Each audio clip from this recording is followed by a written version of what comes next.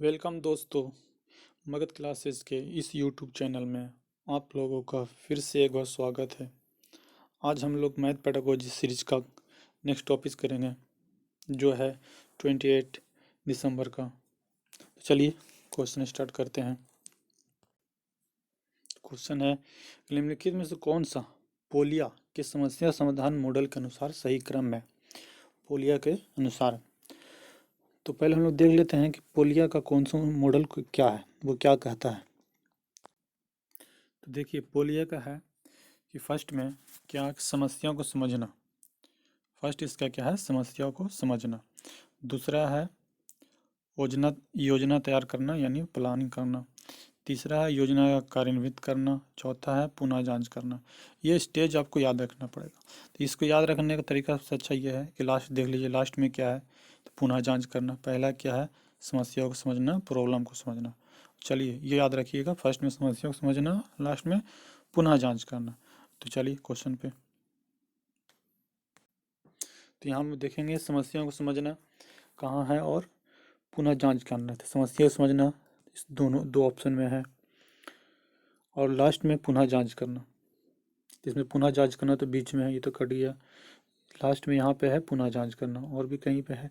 यहाँ लास्ट में पुनः जांच करना है लेकिन यहाँ पे समस्या समझना नहीं है, तो ये कट गया। नेक्स्ट ऑप्शन में भी नहीं है, तो ये आपका आंसर कौन सा हो जाएगा, ऑप्शन नंबर बी।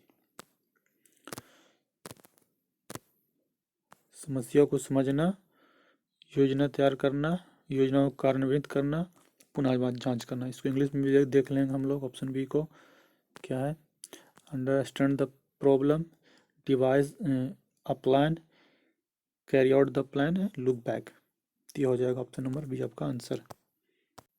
नेक्स्ट है कि निम्नलिखित में कौन सा गणितीय अवधारणाओं की प्रकृति के संदर्भ में सत्य नहीं है, जो मैथ के जो नेचर है उसके बारे में सही नहीं है। ऑप्शन वन है अमूर्त प्रक्रिया। तो मैथ अमूर्त प्रक्रिया होता है, एब्स्ट्रैक्ट नेचर में होता है। श्रेणीबद्ध प्रक्रिया सीक्वेंस में होता है, लॉजिकल भी होता है, तर्कसंगत भी जिसको बोलते हैं होता है। मैथ का जो नेचर है वो मूर्त नहीं होता है। मैथ का नेचर मूर्त नहीं होता। मैथ का नेचर अब्स्ट्रैक्ट होता है। हम लोग मूर्त चीज़ से उसको क्या करते हैं, रिलेट करके सीखते हैं। तो आंसर नंबर कौन सा हो जाएगा आपका, 4 हो जाएगा आपका आंसर। नेक्स्ट है संख्याओं का स्थानीय मान पढ़ाने के लिए 48 क्वेश्चन। स्थानीय मान पढ़ाने के बाद शिक्षक ने निम्न प्रश्न हल करने के लिए दिया। मान लीजिए आप 2 अंक 3 और 5 लेते हैं। इन दोनों अंकों का उपयोग समान बार करते हुए 4 अंक वाली संख्या बनाइए। क्या आपका उत्तर अन्य है। तो कह रहा है कि आप क्या क्या करना है, 3 और 5 लेते हैं और इन दोनों अंकों का उपयोग समान बार करते हुए 4 अंकों वाली संख्याएं बनानी। 4 अंक का संख्या बनाना, ये 2 अंक रहेगा उसमें। तो ऑप्शन वन है का ये एक खुला क्वेश्चन है, ओपन एंडेड प्रश्न है। छात्र को आपस में एक दूसरे के उत्तर को विश्लेषण और आलोचना करने का ऑप्शन प्रदान करता है। तो ये ओपन एंडेड तो नहीं हो गया क्योंकि 2 नंबर तो वहाँ फिक्स है। अच्छा ये क्लोज एंडेड है, ये क्या कर रहा है, गणित अनेक प्रश्न वालों हतोत्साहित करना चाहिए थी, तो कट गया। एक संदर्भ प्रश्न है। यहाँ पर हम लोग देख रहे हैं कि ऑप्शन जो है वन वन सिरा का प्रश्न है, ये भी कट जा रहा, तो शायद भी नहीं करना, संदर्भ भी नहीं कटना। तो यहाँ पे कौन ऑप्शन बच रहा है, सिर्फ ऑप्शन वन बच रहा है। इसमें क्या हो रहा है, बच्चों को आलोचना करने का ऑप्शन मिलेगा। सी ये नंबर होगा, वो नंबर नहीं होगा। इस तरह से जो ऑप्शन आपका हो जाएगा सही, आपका ऑप्शन वन आपके यहाँ पे सही हो जाएगा। नेक्स्ट है कक्षा 1 की गणित अध्यापिका सुश्री सोनाली ने अपनी अधिगमकर्ताओं को निम्नलिखित क्रियाकलाप दिए, एक्टिविटी दिए। भिन्न आकार और रंगों वाले सीपियाँ, कंकड़, पत्थर, टोकन प्रतीकों को वर्गीकरण करने के लिए दिए। आदि चीज़ क्यों दिए। भिन्न छड़ियों को उनकी लंबाई के अनुसार एक बंडल गट्ठे में व्यवस्थित करना। लकड़ियों, पंखों, पत्तियों को अपने आसपास की परिवेश से एकत्रित करना और उनको समूह में बांधना।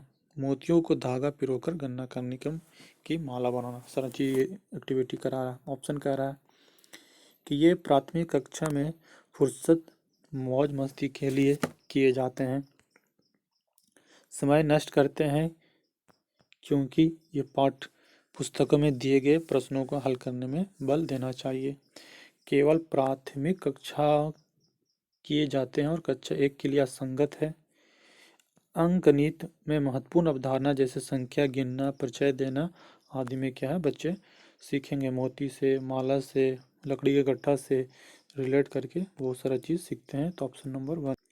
नेक्स्ट है कि एनसीएफ 2005 के अनुसार निम्न में से कौन सी प्रक्रिया बच्चे के चिंतन की गणितीयकरण की सूचक है। गणितीय संप्रेषण केवल सूत्र के करने से होता है, सूत्र खाली फॉर्मूला से करने से होता है। प्रश्न के हल करने के लिए मानक क्रिया विधि का उपयोग और उत्तरों की जांच उत्तर कुंजी से करना। मानक स्टैंडर्ड मेथड। नेक्स्ट है आसपास के विभिन्न वस्तुओं को भार का अनुमान लगाना और उत्तर पर सहपाठियों तथा शिक्षकों के साथ विचार विमर्श करना। नेक्स्ट है शिक्षक द्वारा दिए गए सुनिश्चित निर्देश के अनुसार योग पर क्रियाकलाप करना। तो यहाँ पर आप आंसर देख रहे हैं कि ऑप्शन आपका 3 हो जाएगा, केवल तो ये कट जाएगा। मानक विधि से करना नहीं है और सिर्फ अनुसार नहीं करना है, तो क्या अनुमान लगाना है और टीचर से और अपने सहपाठियों से विचार विमर्श करना। एनसीएफ यही तो कहते हैं। ये देखिए बहुत इंपॉर्टेंट क्वेश्चन है कि एनसीएफ 2005 के अनुसार गणितीय शिक्षा का आकार चौड़ा और गोलीय होने के स्थान पर ज़्यादा ऊंचा और तकुआकार हो गया है। इसका अर्थ है, देखिए जो इसका आंसर नहीं भी जान रहा है इससे वो बहुत सारा चीज़ सीख सकता है। जैसे यहाँ पे कहा जा रहा है कि गणितीय शिक्षा का आकार चौड़ा, क्या हो गया, चौड़ा की बात कर रहा है। चौड़ा आकार चौड़ा और गोलीय होने के स्थान पे, चौड़ा और गोलीय होने के स्थान पर ज़्यादा ऊंचा और तकुआकार हो गया, यानी लंबा हो गया है और क्या हो गया है, ट्रायंगल हो गया। इस तरह से बता रहा है कि पहले गोल था अब क्या हो गया, लंबा हो गया है और तकुआकार हो गया है। इसका क्या मतलब है, तो एक चीज़ तो हम लोग सीख गए कि यहाँ पे जो बात हो रही है कि पहला एजुकेशन कैसे था, तो चौड़ा था और गोलाकार था, अब लंबा हो गया है, तकुआकार हो गया। चलिए ऑप्शन 1 देखिए, प्राथमिक विद्यालय और बच्चों विद्यालयों के शिक्षकों पारस्परिक संवाद संप्रेषण नहीं है, ये चीज़ हुआ है। गणित पाठ्यक्रम में विषयों को परिचय कठिनाई के श्रेणीबद्ध स्तर के अनुसार दिया गया है। नेक्स्ट है गत वर्षों में बहुत सी नए विषयों को समावेश से गणित पाठ्यक्रम के परिमाण में वृद्धि हुई है। नेक्स्ट है पाठचर्या के गतिमान होने के कारण कुछ आधारभूत विषयों की काट छाट की गई, जो बेसिक कुछ जो मैथ का चैप्टर था उसको काट छाट की गई है, जिससे कि नए विषयों का समावेश किया जा सके। इसमें नया जो सब्जेक्ट है उसको समावेश किया जा सके जो कि उच्च गणितीय अध्ययन के लिए महत्वपूर्ण। मतलब कि यहाँ पे बेसिक स्कूल में ही क्या किया जा रहा है, वहाँ बच्चों को कुछ वो चीज़ें पढ़ाई जा रही है जो उच्च गणितीय में बच्चों को हेल्प कर सके। तो अब ये चौड़ा और गोलाकार ना होके कैसा हो गया, ये ट्रायंगल का आकार बोल सकते हैं। तो ये क्या हो गया, हायरार्की मेथड भी बोल सकते हैं इसको, कि हायरार्की रूप से ऊपर बढ़ा जाए धीरे धीरे स्टेप वाइज में, वो चीज़ यहाँ पे है। तो ऑप्शन नंबर 4 क्या हो गया सही।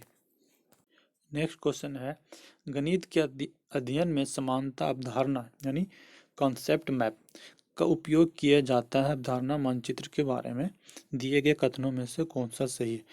कह रहा ऑप्शन 1 कह रहा है कि एक जटिल तंत्र है जो कि एक अवधारणा की सभी उप अवधारणाओं के बीच के संबंध को चित्रित करता है। एक अवधारणा के बीच जो जितना भी संबंध रहता है उसको क्या कहता है, चित्रित करता है। इस तरह से हम लोग तोड़ तोड़ के एनालिसिस करके के समझते हैं वो चीज़ें।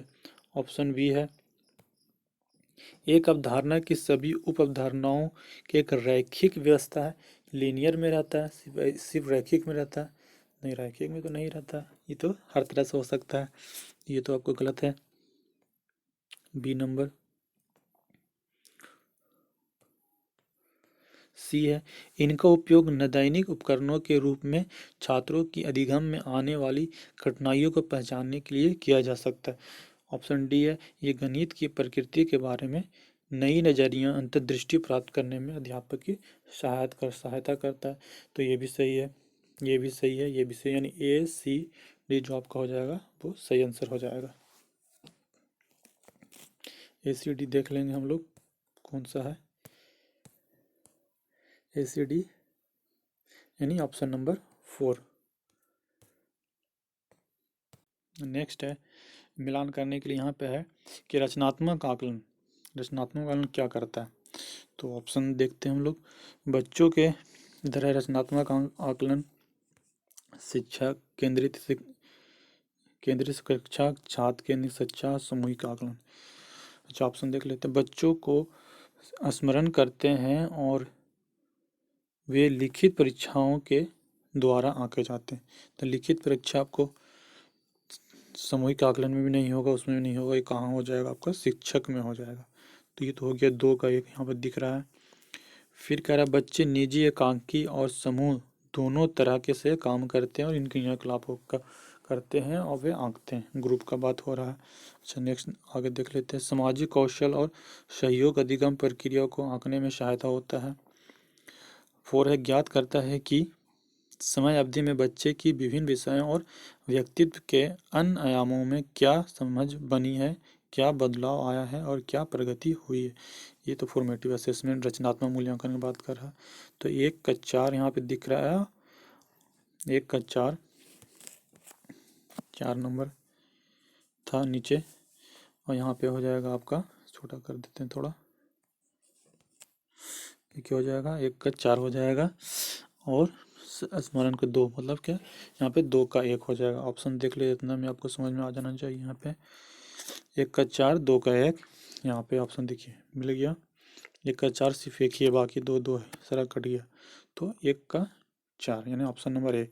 अब सी का 2 और डी का 3, सी का 2 हो जाएगा और डी का 3 हो जाएगा।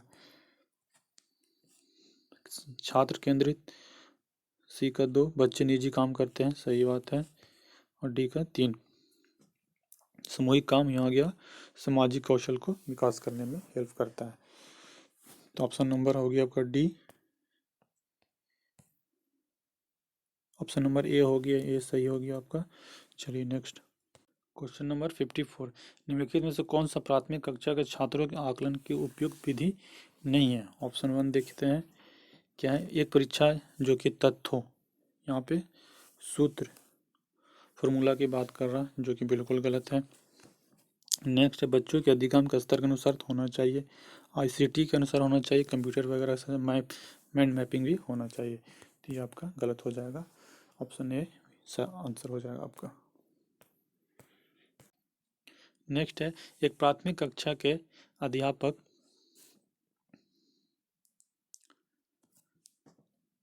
छात्र स्थानीय मान पढ़ाने के लिए विभिन्न मूर्त पदार्थों का उपयोग कर रहा है, जिसमें सम्मिलित है डिंस ब्लॉक है, माचिस के तिलियां का बंडल है, गट्टर बीनी जली यानी जला हुआ नहीं है, बनावटी प्रचलित नोट नकली नोट जो होता है वो है, गिनतारा है, अबेकस है। तो कह रहा है छात्रों का स्थानीय मान पढ़ाने के लिए विविध मूर्त पदार्थों का उपयोग कर रहा है।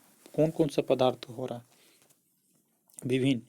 तो यहाँ पे गिनतारा बनावटी नोट से तो हम लोग इसको पढ़ते ही हैं, लेकिन इसके अलावा जो यहाँ बात जो यहाँ पे की जा रही है, हम लोग क्या सीख सकते हैं, डेंस ब्लॉक से सीख सकते हैं जिससे सम्मिलित हो। और आप और नीचे कह रहा है इनमें से कौन सा मूर्त सामग्री का उपयोग वर्गीकरण निरूपित करता है, वर्गीकरण करने के लिए, क्या करने के लिए, क्लासिफिकेशन करने के लिए। तो हम लोग डेंस ब्लॉक को क्लासिफिकेशन कर सकते हैं, क्योंकि इस तरह से वो पार्ट पार्ट में डिवाइड रहता है, स्क्वायर रहता है, बहुत सारा चीज़ बना हुआ रहता है। और माचिस की तिलियों को भी हम लोग कर सकते हैं। तो यहाँ पे ऑप्शन ए और बी आपका बिल्कुल सही आंसर हो जाएगा। ऑप्शन ए या बी कहाँ पे है, तो ऑप्शन नंबर 2 में। नेक्स्ट है, बच्चों का गणितीय अवधारणाओं को पूर्व ज्ञान आकलन के लिए महत्वपूर्ण है, क्योंकि यह गणितीय तथ्यों को स्मरण करने में सहायता देता है, इसलिए महत्वपूर्ण है। पूर्व ज्ञान संकलन करने के लिए गणित अन्य विषयों के साथ एकीकृत है, इंटीग्रेटेड है, इसलिए योगात्मक आकलन को सहायता देता है। गणितीय अवधारणाओं की प्रकृति श्रेणीबद्ध है। श्रेणीबद्ध अगर होगा जो पीछे है तो उसी से रिलेट करके हम लोग आगे का चीज़ सीख सकते हैं पूर्व ज्ञान से जोड़ने के लिए। तो इसका क्या है, श्रेणीबद्ध है, एक सीक्वेंस में है। जो चीज़ 1 है पहले हम एडिशन है, उसी तरह मल्टीप्लिकेशन है, गुना है, भागा है, हर चीज़ है, तो वो हो जाएगा आपका ऑप्शन नंबर 4। नेक्स्ट है 6 और 7 का योग 13 या एक डैश का उदाहरण है। परिभाषा है, 7 प्रतिज्ञा है, मुक्त अंत है, संयोजक समोच्चबोध है। तो इसको हिंदी में देखिएगा तो समझ में नहीं आएगा, इसको हम लोग इंग्लिश में देखते हैं। क्या कह रहा है कि सम ऑफ 6 एंड 7 इज 13, मतलब कह रहा है 6 + 7 इज इक्वल टू कितना हो जाता है आपका 13। तो यहाँ पर इस तरह हम कर सकते हैं 13 = 13, इस तरह से लिख सकते हैं। तो ये परिभाषा है तो नहीं। ओपन सेंटेंस है नहीं। कंजंक्शन है, कोई जोड़ हो रहा है, मतलब जो कोई जोड़क चीज नहीं। तो ये आपका क्या है, प्रोपोजिशन है। प्रोपोजिशन कह सकते हैं, प्रोपोर्शन कर सकते हैं, इसको प्रोपोर्शन कर सकते हैं कि 13 जो है इस 13 का बराबर है। जो बराबर का निशान का इधर है वही बराबर का निशान का क्या है, उधर है। तो इस तरह से इसको हम लोग ले सकते हैं, x + y = z। इसकी क्या कहते हैं हम लोग, अनुपात कहते हैं। तो आंसर क्या हो जाएगा आपका 7 प्रतिज्ञाप्ति जो भी है। नेक्स्ट देखिए, बहुत अच्छा क्वेश्चन है। निम्नलिखित संज्ञानात्मक क्षेत्र के स्तर में अपसारी चिंतन प्रक्रियाओं के लिए कौन सा उत्तरदायी है। ऑप्शन 1 है ज्ञान, अवबोधन, अनुप्रयोग, विश्लेषण, संश्लेषण, मूल्यांकन, ज्ञान, विश्लेषण। इसको भी देखिए हम लोग इंग्लिश में देखते हैं। यहाँ पे ऑप्शन 1 देख लीजिएगा कि knowledge, comprehension, analysis, synthesis, evaluation, knowledge, analysis, evaluation, comprehension, analysis, evaluation. तो इसका क्वेश्चन आपको नहीं समझ में आ रहा होगा, लेकिन ये बताते हैं। ये क्वेश्चन जो डायरेक्ट आपका कहाँ से है, ये ब्लूम्स टेक्सोनोमी का क्वेश्चन है। ब्लूम्स टेक्सोनोमी में हम लोग पढ़े हैं, उसका कितना 6 लेवल होता है, 3 प्राइमरी लेवल और 3 सेकेंडरी लेवल, इसको हायर लेवल भी कहते हैं। तो पहला क्या होता है प्राइमरी में, नॉलेज। फिर होता है क्या, पहले होता है नॉलेज, जिसको रिमेंबर भी कहते हैं हम लोग। फिर होता है कंप्रहेंसिव अंडरस्टैंडिंग जिसको बोलते हैं। उसके होता है अप्लाई। ये तीनों क्या है, लो लेवल। उसके बाद होता है एनालिसिस, विश्लेषण कहते हैं। उसके बाद होता है मूल्यांकन। उसके बाद होता है सिंथेसिस यानी रचना, ये क्रिएटिव भी कहते हैं। तो कह रहा है इसमें कि डाइवर्जेंट थिंकिंग कौन सा है, अपसारी चिंतन कौन सा है। तो यहाँ पे जो भी आपका हाई लेवल का रहेगा वो चीज़ हो जाएगा। यहाँ पे नॉलेज तो प्राइमरी लेवल का है, यहाँ भी नॉलेज प्राइमरी लेवल का है, यहाँ पे कंप्रहेंशन प्राइमरी लेवल का है। यहाँ पे देखिए ये तीनों क्या है आपका सेकेंडरी लेवल का है, हायर लेवल का है, analysis, synthesis and evaluation. Option 2। Question number 59 है कि 76 को 32 से क्या किया जा रहा है, गुना किया जा रहा है। 76 को 32 को हल करने पर एक विद्यार्थी निम्न प्रकार की प्रक्रिया से करता है। किस तरह कर रहा है, 76 को क्या लिख दिया 70 + 6 और 32 को लिख दिया 30 + 2। फिर 70 को 30 से गुना कर दिया, फिर 6 को 30 से, फिर 70 को 2 से, 6 को 2 से, इस तरह से गुना किया जा रहा है। ये बिल्कुल तोड़ तोड़ के गुना कर रहा है, बहुत अच्छा तरीका है। आगे देखते हैं इसका ऑप्शन क्या कह रहा है, कौन सा कथन सत्य है। ऑप्शन 1 है कि अधिगम करते समस्या समाधान की अनौपचारिक तकनीक को हतोत्साहित करना चाहिए।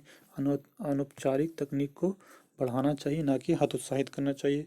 विद्यार्थी को गुना का अवधारणा का ज्ञान नहीं है। गुना का ज्ञान तो है, तब तो गुना हो रहा, बहुत बेहतरीन ज्ञान है। विद्यार्थी द्वारा प्रयुक्त विधि उसकी गुणन के नियमों को समझ को प्रतिबिंबित करती है। ऑप्शन डी है लिखित परीक्षा इस विधि में 0 अंक मिलेंगे, 0 अंक नहीं मिलेंगे। तो ऑप्शन नंबर सिर्फ 3 आपका सही हो गया। 60 नंबर क्वेश्चन है कि जियो बोर्ड पर आधारित क्रियाकलाप से परिचय देने के लिए अति उपयुक्त कारण हो सकता है। जियो बोर्ड आप लोग जानते हैं, लकड़ी का कट्टा बना हुआ रहता है, उसमें काटी लगा के हम लोग बच्चों को 2 आयामी वाली आकृति को पहचान कराते हैं। तो ऑप्शन ए कह रहा है अधिगमकर्ताओं को रेखाओं कोनों के बारे में पढ़ना होता है। तो रेखाओं के बारे में तो नहीं पढ़ते हैं, कोनों के बारे में पढ़ते हैं। अधिगमकर्ताओं को विभिन्न प्रकार के त्रिभुज को पढ़ना होता है। हो सकता है। अधिगम करो तो आयतन, आयतन इसमें नहीं पढ़ते हम लोग, 2 आयामी आकृति पढ़ते हैं। आयतन हमारा 3 आयामी आकृति में आता है। ऑप्शन 4 में विभिन्न ज्यामितीय अवधारणाओं की जांच अन्वेषण के लिए मूर्त प्रदर्शन है। सही बात है, इसमें हम लोग कोण, एंगल, किनारा हर चीज़ देखते हैं, तो विभिन्न आकृति ज्यामितीय को देखते हैं। ये लास्ट क्वेश्चन था हमारा। Thank you for watching.